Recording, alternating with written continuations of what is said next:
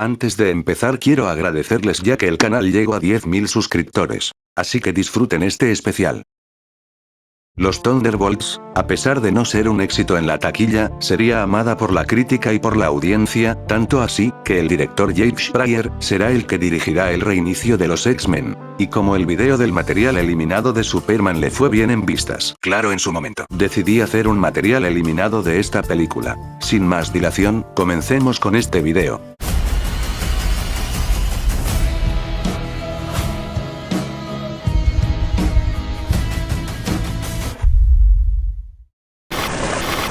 ¿Qué tal si empezamos hablando de los artes conceptuales de la película? Esta parte no me extenderé demasiado, así que solo mencionaré aquellos que me parecieron más interesantes, ya sea para bien o para mal. Empecemos con Yelena, que tendría un traje que llevaría un panel rojo en el pecho, un traje verde pero desgastado. En este vemos que usaría una capucha, y en este otro tendría su cabello con mechas rosas. Con Bucky no tengo mucho que hablar, más que este pudo haber usado de vuelta su máscara que vimos en Capitán América el Soldado del Invierno, aunque posiblemente la hubiera usado solo en esta escena nada más. Alexei pudo haber tenido este traje y otro donde pudo tener un traje negro.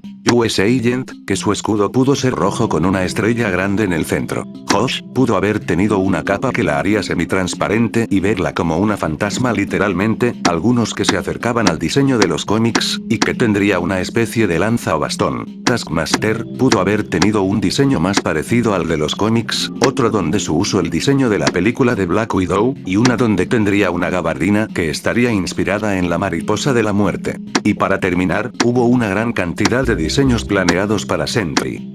Pero el arte que vemos es una hermosura, prácticamente sacado del cómic. En cuanto al vacío, pudo haber tenido una apariencia mucho más monstruosa y sobrenatural, muy similar a la de los cómics. Dentro del contexto de la película tiene sentido que sea una silueta negra, porque representa el vacío emocional y mental de Bob, por lo que una figura oscura transmite mejor esa idea que un monstruo. La fecha de estreno original estaba prevista para el 26 de julio de 2024.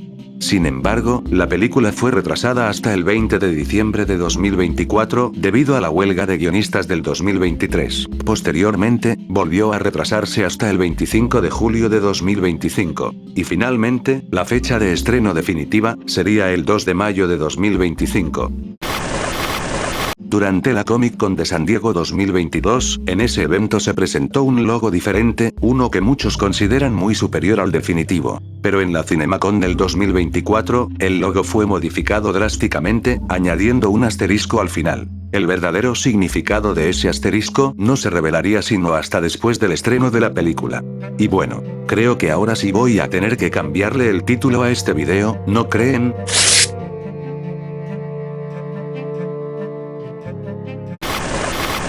En las primeras versiones del guión, gran parte de la historia giraba en torno al adamantium, con una trama extremadamente ambiciosa, pero Kevin Feige sugirió un enfoque más centrado en los personajes. Había un rumor que el equipo junto con Sentry, irían a donde Tiamut, el celestial que vimos en la película de los Eternos, a conseguir adamantium, pero Sentry perdería el control durante la misión. Otra versión planteaba que toda la película transcurriera dentro de la bóveda. Valentina enviaba a los personajes allí con la intención de que se eliminaran entre ellos, pero su plan saldría mal, cuando los personajes en su intento por sobrevivir, terminarían formando un equipo por accidente. La idea era hacer algo al estilo de Duro de Matar, con los personajes atrapados bajo tierra y obligados a cooperar para escapar, usando la bóveda como una serie de pruebas de trabajo en equipo. Esta versión se descartó porque no querían limitar toda la historia a un solo escenario, aunque lo de la bóveda se mantuvo en la película final.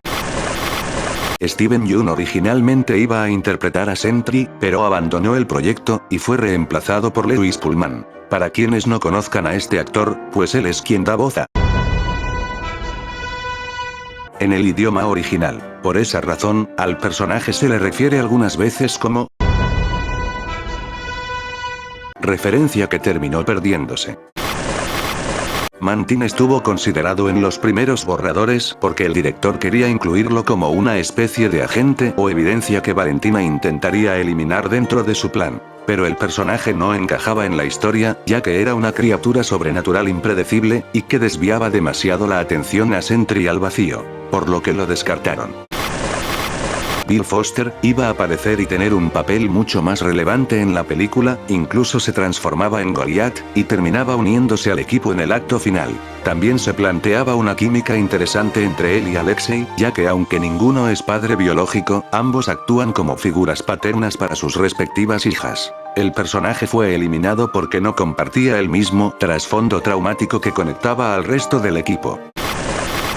En un inicio se consideró que John Walker fuera el villano. La idea era de que Valentina lo manipulaba, diciéndole que su suero estaba fallando, y dándole medicamentos falsos. Medicamentos que lo convertían en una bomba de tiempo, un tipo de Hulk descontrolado. Esto llevó a muchos a pensar que terminaría transformándose en A-Bomb, pero los planes originales eran distintos, ya que Walker iba a convertirse en Red Hulk. En esta versión, el clímax no se resolvería con una simple pelea, sino con un momento cargado de emoción y conflicto personal. Sin embargo, la idea no encajaba con el tono que buscaban para la historia, por lo que finalmente fue descartada. En su lugar, se optó por Sentry, un personaje que representaba de forma más clara los conflictos internos del equipo. Recuerden que pueden apoyarme por PayPal o Yape, ya que mi canal no está siendo monetizado. Es totalmente su decisión y cualquier apoyo, por pequeño que sea, es muy valioso para mí. Ahora continuemos con el video. Originalmente, la película comenzaba con Yelena toda furiosa, confrontando a Valentina por ordenar el asesinato de Clint, acusándola de haberle tendido una trampa para eliminar al asesino de su hermana, cuando en realidad era su mejor amigo. La escena buscaba reforzar la conectividad con la saga del multiverso, pero Pearson dijo que no habría sido muy relevante para la historia, y que el conflicto ya había quedado claro desde la serie Hawkeye. Y la verdad es que tiene razón. Digo, esa serie se estrenó en 2021, así que habría una diferencia de 4 años entre ambos proyectos. Taskmaster no iba a morir, sino que originalmente tendría una subtrama junto a Hoshit. Y esta última actuaba como una especie de hermana mayor, ayudándola a liberarse y a convertirse en su propia persona. Además, el personaje tendría un lado cómico, debido a sus problemas de memoria, lo que provocaba que en algunas ocasiones atacara a John Walker, olvidando que ya eran aliados. Todo este arco fue eliminado, y decidieron que Hoshit la matara. Según Jake, esta decisión se tomó para sorprender al público, dejando claro que en esta historia, hay peligro y que nadie está a salvo. En mi opinión, si me hubiese gustado ver esto, pues no solamente le darían un arco a la personaje, sino que Hoshit tendría más desarrollo en la película. En una entrevista, Mark Sexton, uno de los artistas de storyboard de la película, reveló que realizó alrededor de 10 versiones distintas de la secuencia del asalto a la Torre de los Vengadores. Aunque esas versiones no se filmaron tal como fueron concebidas, pequeñas ideas se conservaron hasta formar parte de la versión final de la película. Sexton también mencionó que en algunas de esas versiones aparecían personajes sorpresa del UCM, aunque prefirió no revelar sus nombres. Mark también reveló estos storyboards, que quienes lo atacaban al vacío, eran aviones de combate, en lugar de los helicópteros que vemos en la película. Según Mark, esta decisión se tomó para evitar repetir otra secuencia previa de la película que también involucraba a muchos helicópteros. Sin embargo, como esa escena fue eliminada del guión, finalmente se optó por hacer que los helicópteros atacaran a el vacío. Esto nos deja con la duda de qué trataba aquella secuencia descartada.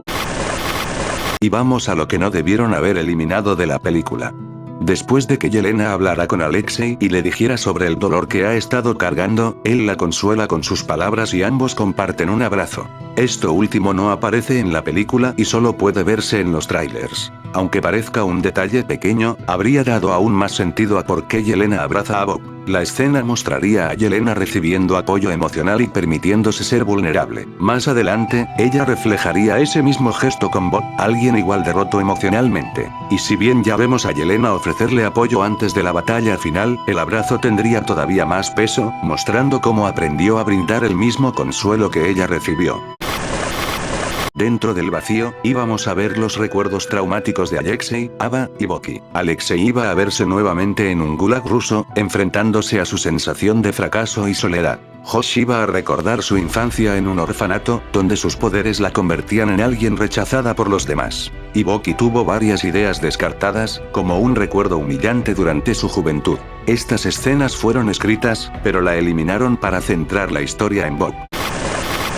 Lo que ven ahora, es lo que pudo ser el vacío. La idea de mostrar cómo se vería desde fuera. Un laberinto infinito y extenso de habitaciones interconectadas, todas ellas conteniendo los recuerdos más oscuros de las personas. Supongo que no lo agregaron por tema de presupuesto. En la escena final de la película, Valentina presenta públicamente al equipo como los nuevos Vengadores. Pero en una versión anterior, su intención era presentarlos como los Thunderbolts. Tras ese anuncio, Yelena le decía, ahora trabajas para nosotros, en lugar de ahora eres nuestra. Eric Pearson le mostró esto al Gorras, y le sugirió que el equipo fuera presentado como los nuevos Vengadores. Cosa que el guionista lo tomó como la mejor respuesta que ha recibido. Honestamente, hubiera quedado mejor Thunderbolts, que los nuevos Vengadores. Pero ya que había una escena post-créditos que no se incluyó en la película, y era un flashback cómico en forma de video casero en VHS, mostrando el desastroso partido de fútbol del equipo infantil Thunderbolts, donde Yelena jugaba de niña. Pero ahí se mostraba a una niña llamada Mindy, que tuvo un accidente y defecó en el campo, causando risas. Al chile, qué bueno que no lo incluyeron.